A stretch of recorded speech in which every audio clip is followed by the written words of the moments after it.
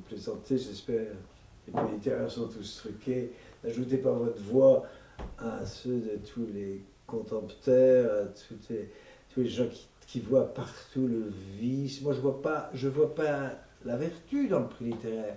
Le prix littéraire, ça participe de cette vie sociale, cette vie culturelle, qui fait que des gens, plus ou moins légitimes peut-être, mais enfin des gens intéressés en tout cas par la cause, par l'enjeu, se réunissent pour en l'occurrence par la cause culturelle, par la qualité d'une écriture, se réunissent pour juger de la qualité d'un livre, dessiner des priorités, faire une hiérarchie, décerner un prix.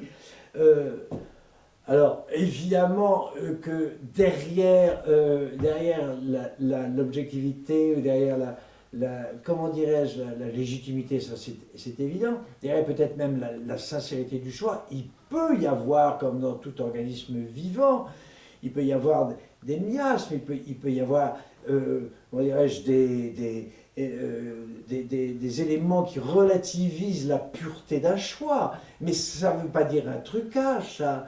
C'est la rançon de la vie. Ce que croient les gens, c'est que les éditeurs sont derrière les prix, qu'ils manipulent les jurés en fonction de leurs propres intérêts économiques et financiers. Je parle des éditeurs.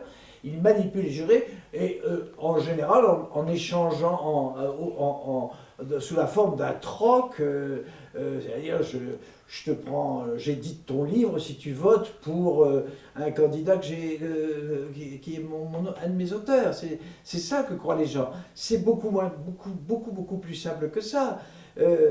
Simplement, par exemple, moi je préside un prix qui s'appelle le prix Interallié.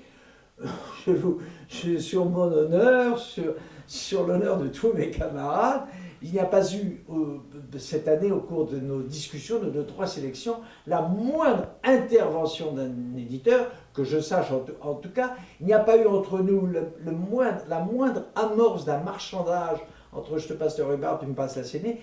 Pas du tout. Il y a eu des débats violents, qui peut-être correspondent à un intérêt pour chacun d'entre nous, mais un intérêt qui n'est pas forcément un intérêt vénal, qui peut être un intérêt qui participe d'un choix culturel, d'une préférence, c'est vrai, c'est tout.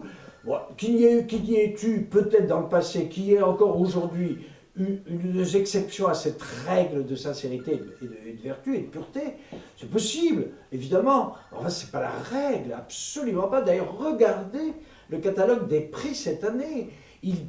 Si je puis dire, il souhaite la pureté et la gratuité. Franchement, par exemple, c'est le Renaudot qui est donné à une malheureuse écrivain rwandaise. Où est le marchandage?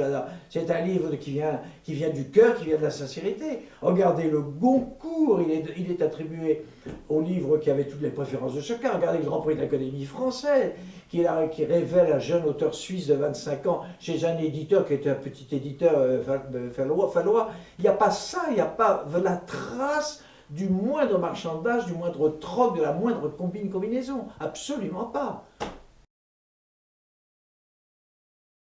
Le prix Interallié est né d'un accident très pittoresque, enfin ça ne vaut pas un livre, mais enfin j'essaie de résumer en quelques mots. Dans les années 30, dans un endroit qui s'appelait le Cercle Interallié, qui existe d'ailleurs encore, c'est pour ça que le prix s'appelle Interallié, un groupe de journalistes de qualité attend les résultats du Goncourt. Et parmi les candidats au Goncourt, il y avait André Malraux pour La Condition humaine. Vous connaissez sans doute ça. Et contre toute attente, le prix n'est pas donné à André Malraux, il est donné à un illustre inconnu pour un rendement certainement médiocre, je ne me rappelle plus lequel d'ailleurs. Et en signe de protestation, les journalistes, les critiques qui attendaient les résultats du prix Goncourt, dans un mouvement de révolte contre le choix des jurys Goncourt, décident de créer un prix qu'ils appellent le prix Interallié et ils le décernent à André Malraux. Donc des journalistes qui créent ce prix et qui par là même, sans que cela soit inscrit dans la charte du prix, il n'y a pas vraiment de règlement, décident de donner chaque année ce prix, et ça c'est il y a plus de 70 ans, il y a 75 ans de ça, de donner ce prix, d'attribuer ce prix chaque année à un écrivain qui de préférence soit un journaliste, ou plus exactement un écrivain qui inscrive son livre, son récit, son œuvre, dans l'histoire immédiate. Voilà, mais ça n'est pas une obligation. Et depuis lors, les jurys latéralistes se sont succédés, enfin les membres du jury sont morts, ils ont été remplacés par d'autres. Et depuis lors, ils décernent chaque année le prix de préférence à un journaliste. Mais ce n'est pas une règle absolue.